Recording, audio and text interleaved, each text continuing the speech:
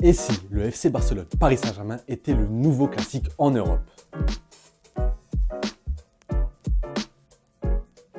Salut tout le monde, c'est Ous, on se retrouve pour une nouvelle vidéo. J'espère que vous allez bien et aujourd'hui nous parlons d'un sujet très intéressant. Nous faisons la preview du match entre le FC Barcelone et le Paris Saint-Germain. Un match ô combien important pour les deux équipes car ils peuvent rêver de la finale de la Ligue des Champions. Avant ça, n'hésitez pas à vous abonner, liker la vidéo et mettre un commentaire pour le référencement. Je compte sur vous les gars, place à la vidéo. Tout d'abord, revenons sur le contexte des deux équipes.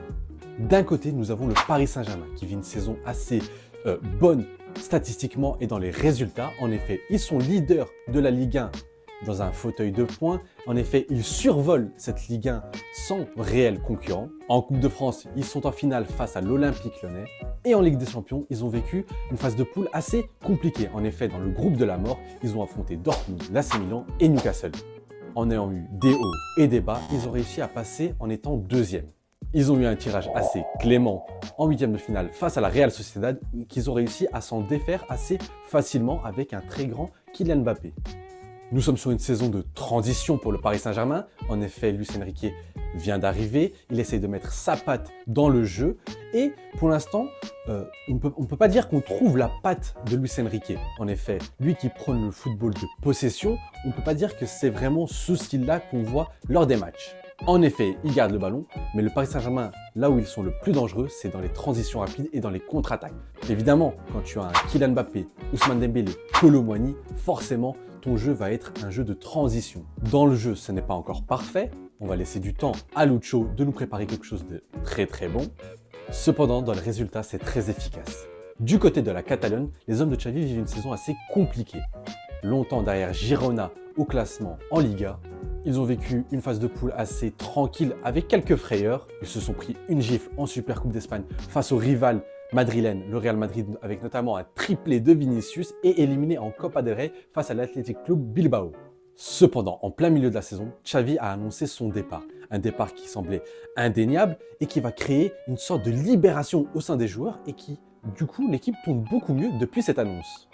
Ils ont éliminé aisément le Napoli. Certes, pas un grand Napoli, mais ils l'ont éliminé avec la manière. Et surtout, ils ont eu le don de l'émergence de deux phénomènes, Pau Cubarsí et Lamine Yamal. Passons aux clés de cette double rencontre si importante pour les deux équipes. La première clé du match est selon moi le duel entre Araujo et Kylian Mbappé. En effet, il est indéniable que le vainqueur de ce duel donnera un net avantage à son équipe. Le FC Barcelone, qui est une équipe qui presse très haut, qui presse beaucoup, laisse beaucoup d'espace dans son dos. Et Kylian Mbappé adore dévorer ces espaces. Il est certain que Xavi s'adaptera au positionnement de Kylian Mbappé, qu'il soit sur le côté gauche ou dans l'axe. Cela changera forcément quelque chose pour Araujo. Araujo ira soit en défenseur central si Mbappé joue en tant que numéro 9 et il ira sur le côté droit comme il le fait quand il affronte Vinicius Junior face au Real Madrid. Araujo a la capacité de stopper un joueur comme Kylian Mbappé, il l'a montré de nombreuses fois, notamment face à Vinicius Junior. Il est capable d'arrêter le génie français.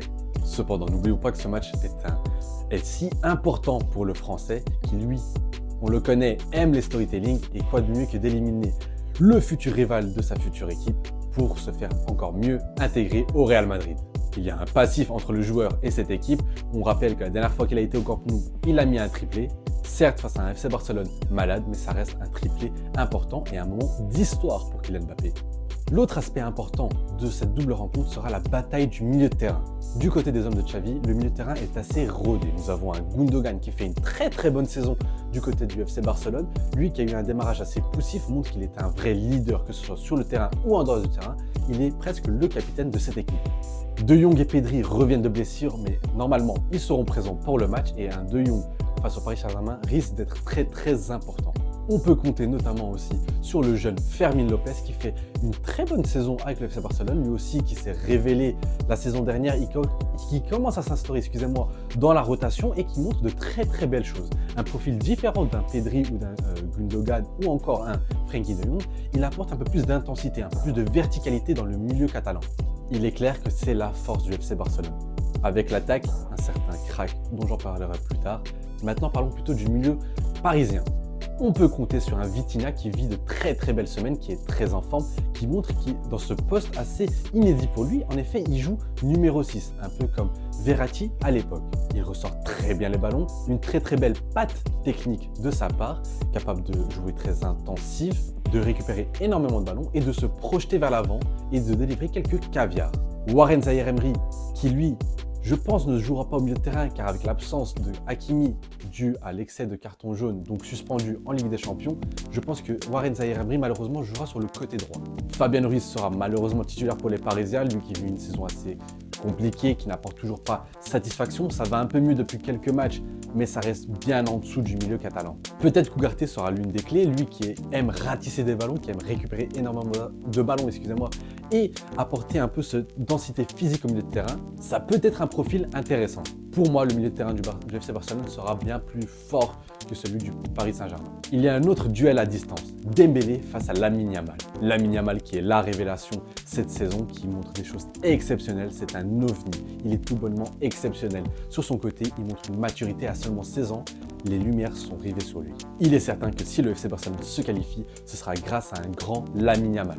Déstabilisateur, juste, efficace, il est certain que le Paris Saint-Germain devra faire très attention au petit crâne. Et Dembélé de l'autre côté qui va retrouver son ancien club. Et pour le storytelling, est-ce qu'on ne verrait pas forcément Dembélé qui a marqué un seul but avec le Paris Saint-Germain marquer un autre but face à son ancien club, le FC Barcelone? Lui qu'on aime autant louer que critiquer va devoir montrer un très très beau visage. L'un des meilleurs joueurs du Paris Saint-Germain sur le rectangle vert. En effet, il est très influent, il apporte énormément offensivement, mais dans le dernier geste, c'est toujours aussi mauvais. Selon moi, cette rencontre, c'est quasi du 50-50. Mais ce qui peut faire pencher la balance vers le côté du FC Barcelone, c'est que le match retour se passe en Catalogne. Petit point à signaler qui est assez inédit mais très intéressant. Pour une fois, dans ce classique européen presque, c'est le Paris Saint-Germain qui a l'expérience de cette Ligue des Champions. En effet, le FC Barcelone est une équipe assez jeune, avec beaucoup de jeunes cracks et qui n'a pas beaucoup d'expérience en Ligue des Champions. Ça fait 2 ans qu'ils étaient en Europa League. Contrairement, au Paris Saint-Germain qui, eux, se qualifient toujours à minima en 8e de finale. Ils ont des joueurs comme Kylian Mbappé qui a déjà goûté à la finale de Ligue des Champions. On a Marquinhos qui a aussi déjà goûté. Nous avons Lucas Hernandez. Nous avons des joueurs qui connaissent cette intensité. Alors que d'habitude, c'est toujours le FC Barcelone qui vient avec cet amas d'expérience, qui vient écraser le Paris Saint-Germain par son expérience. Ça peut être l'une des clés du match, autant que le retour en Catalogne. Analyser cette double rencontre est assez compliqué. On a du mal à voir qui pourrait passer, tant pour moi c'est du 50-50. Cependant, j'imagine bien le Paris Saint-Germain éliminer le FC Barcelone. Le jeu de Mbappé qui correspond bien au point faible du FC Barcelone. Mbappé qui pourra être, s'il est chirurgical, s'il est clinique, pourra éliminer à lui seul cette équipe du FC Barcelone. Attention, je ne les enterre pas, je vois juste un peu plus le Paris Saint-Germain se qualifier. Voilà la fin de cette vidéo, j'espère qu'elle vous aura plu. C'était une petite preview de ce match si intéressant et si excitant. Beaucoup de divertissement, beaucoup de tension entre ces deux équipes, un match presque historique entre les deux. Donc voilà, n'hésitez pas à me dire ce que vous pensez de cette rencontre en commentaire, qui selon vous va se qualifier et qui va remporter le match aller. N'hésitez pas à vous abonner et liker la vidéo si elle vous a plu, mettre en commentaire qui se qualifiera. Moi je vous dis à très vite, c'était Ous et un avis noyé dans la mer.